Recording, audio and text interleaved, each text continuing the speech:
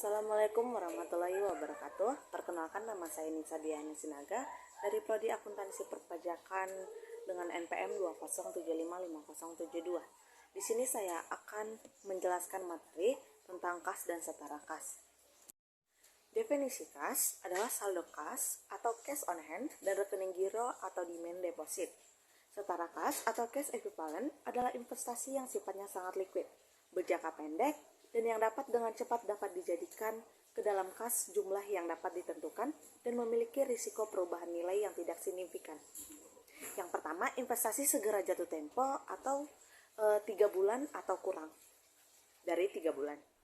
Yang kedua, saham tidak termasuk kecuali preferen yang jatuh temponya telah ditentukan. Ketiga, cerukan atau bank overdraft atau termasuk dalam kas atau setara kas. Di sini terdapat contoh kas dan setara kas yang disajikan pada laporan posisi keuangan kelompok aset lancar. Nah, di sini ada laporan posisi keuangan konsolidasian 31 Desember 2018. Nah, ini ada aset lancar, kas dan setara kas, dan piutang usaha. Selanjutnya ada pengungkapan. Yang pertama, pengungkapan kas dalam laporan keuangan meliputi pengungkapan kebijakan akuntansi dan informasi rincian kas yang dimiliki perusahaan.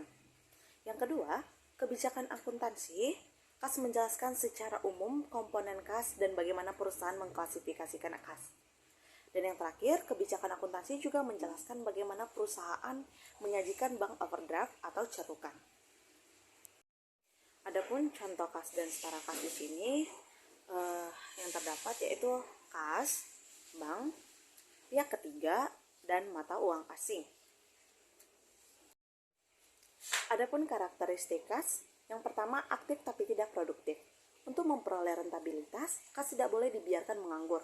Untuk memperoleh pendapatan, kas harus diubah terlebih dahulu menjadi persediaan, piutang, dan seterusnya. Tetapi tidak juga diperkenankan seluruh kas diubah bentuknya, karena perusahaan akan kesulitan beroperasi apabila tidak disediakan kas yang memadai. Dari kondisi ini, maka manajemen harus mampu menciptakan adanya keseimbangan antara kedua kepentingan tersebut. Kemudian, tidak memiliki identitas kepemilikan, sehingga mudah dipindahtangankan. Dengan kondisi ini, maka manajemen harus yakin bahwa setiap pengeluaran kas harus sesuai dengan tujuan. Yang kedua, semua uang yang seharusnya diterima benar-benar diterima. Dan yang terakhir, tidak ada penyalahgunaan terhadap uang milik perusahaan.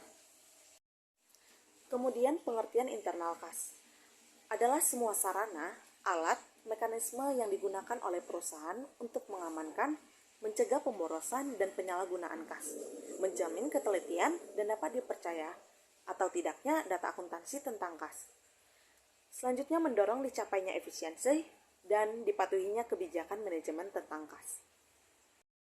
Adapun teknik pengendalian kas, yang pertama karyawan yang jujur dan kompeten serta memiliki tanggung jawab. Yang kedua, terdapat pemisahan tugas antara pihak yang melakukan otorisasi dengan pembayaran, pihak yang melakukan pengelolaan kas dan pencatatan, pihak pengguna, dan pihak pembayar. Yang ketiga, melaksanakan rotasi tugas untuk karyawan yang melaksanakan kegiatan klerikal. Keempat, penggunaan lemari besi atau brankas untuk menyimpan kas atau di ruang tertutup dengan akses terbatas. Dan yang kelima, penerimaan dan pengeluaran kas menggunakan rekening yang berbeda. Teknik pengendalian kas. Pertama, pengeluaran uang dilakukan melalui bank dan menggunakan cek sehingga terdapat pengendalian pencatatan oleh pihak lain. Yang kedua, penerimaan kas dilakukan melalui bank atau keamanan dan pengendalian pencatatan. Yang ketiga, penggunaan sistem imperas kas kecil untuk memenuhi kebutuhan kas dalam jumlah kecil. Kemudian rekonsiliasi antara pencatatan perusahaan dengan rekening koran bank dan pemeriksaan fisik kas secara berkala dan tiba-tiba. Adapun sistem imperas kas kecil, terdapat dua sistem kas kecil, yaitu sistem imperas atau dana tetap dan fluctuating system. Yang pertama, sistem imperas kas kecil adalah mekanisme kas kecil di mana dana dipertahankan tetap. Yang kedua, fluctuating system. Dalam sistem ini dana kas kecil tidak ditetapkan sejumlah tertentu sehingga saldonya bervariasi dari waktu ke waktu. Dan yang terakhir, rekonsiliasi bank.